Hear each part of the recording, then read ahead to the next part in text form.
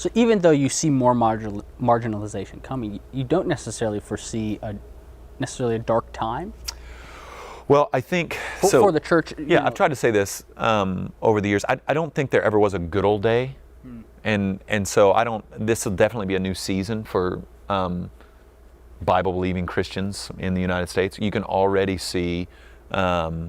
You can see those who are progressives, which I've just always laughed at that term. It's just a funny term. As if we've got a ton of evidence that we're making progress. It's funny if you go back and look at some of the things that were said about being on the right side of history in Russia around Stalin, and everybody makes that argument, the right side of history, and you're just like, well, you might want to wait on that. Can we really judge right side of history right now? Don't we need to give it a century or so, right. 50 years or so? And so ultimately, this kind of idea that there's this progress, I think it's the wrong idea. And so I've just tried to teach the men and women at the Village, let's be faithful in our presence. So let's work hard in our jobs. Let's serve the community well.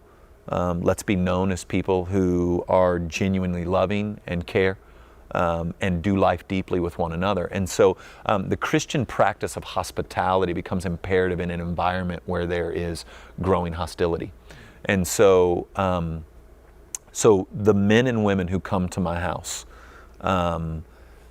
they're not all pretty well put together people. And so whether, we've got a dear friend of ours, long time practicing homosexual, who taught my daughter to ride horses and has been to our house for dinner and has come over on holidays, and so if someone were to find out I was a Bible-believing Christian and go listen to my hour-and-a-half-long message on homosexuality and call me a bigot, she would just laugh. I mean, she'd laugh till she peed her pants. I mean, the idea that I'm hateful or bigoted towards her she wouldn't have a category for that.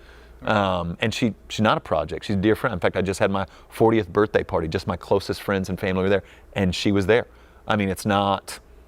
She would just laugh that if anyone said, oh, he's just trying to, you're a project to him. She would just laugh at all of that. And so by loving people, walking with them, encouraging them, and not agreeing with them, that practice of hospitality can kind of transcend the accusations made against many Bible-believing Christians. It's when you're afraid of them and you're afraid that you might catch the sins or you buy into fear-mongering that I think you lose your testimony of the goodness and grace of God. So to understand that we live in a world that thinks that disagreement means I hate you, or disagreement means something along those lines. I'm afraid of you or I hate you is how.